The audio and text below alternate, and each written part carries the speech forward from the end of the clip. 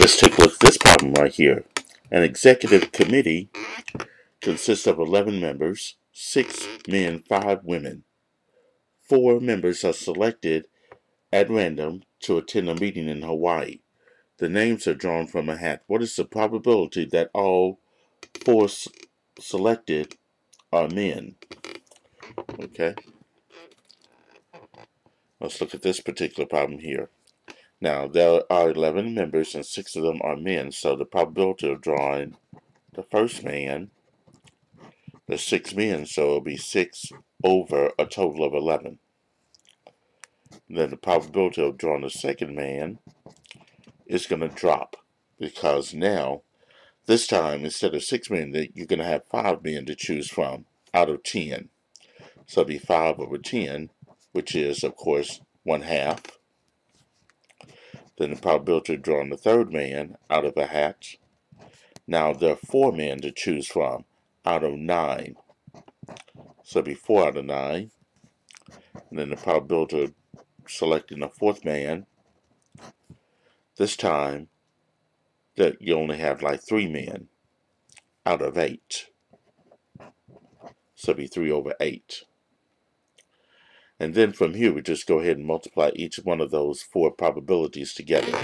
So now you have 6/11 times 1/2 times 4/9 times 3/8. So if you multiply those together, you have 6 times 4. The numerator will be 72. The denominator will be 1584. So it'll be 72 over 1584. But I believe we can reduce 72 over 1584 in its simplest form. It will be 1 over 22. So the probability of selecting all 4 men will be 1 over 22.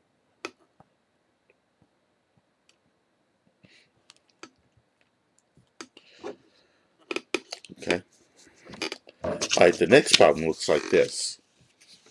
Assume the probability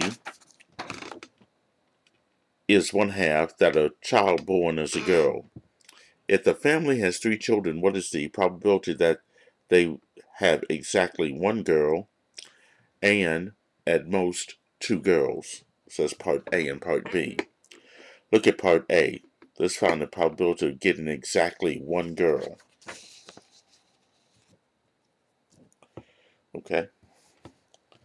Now, we're going to use a tree diagram for this one.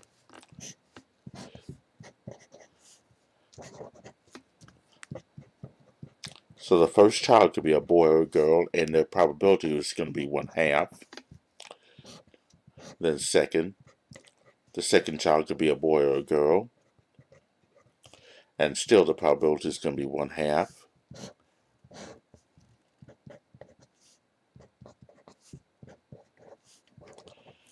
And then the third would be either a boy or a girl, and still the probability is still 1/2.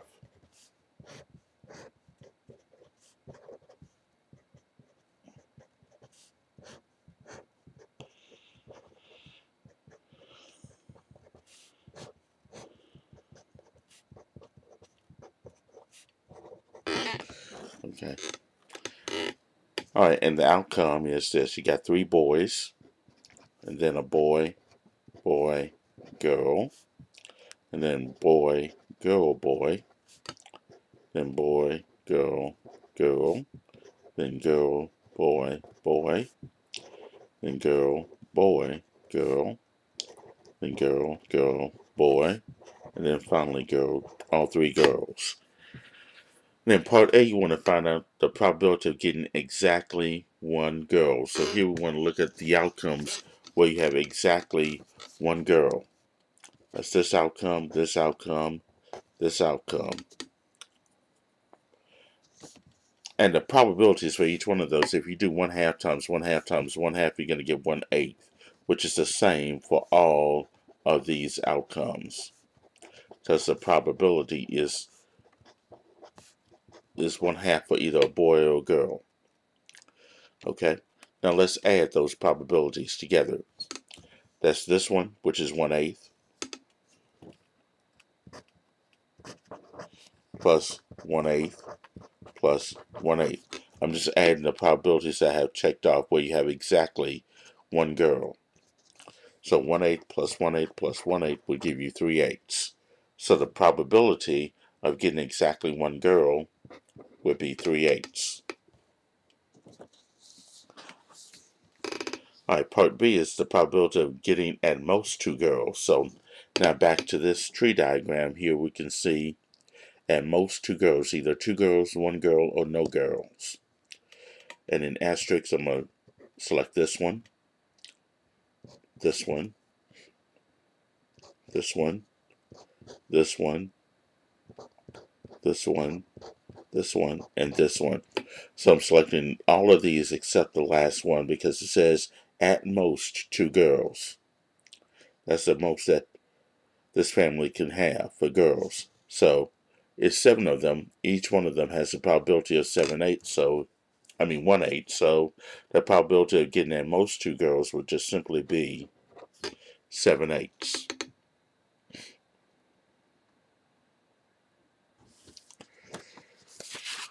Okay. All right. The next one. Each question on a 5-question multiple choice exam has 5 possible answers. Suppose a student picks an answer at random for each question. Find the probability the student selects the correct answer on only the first question.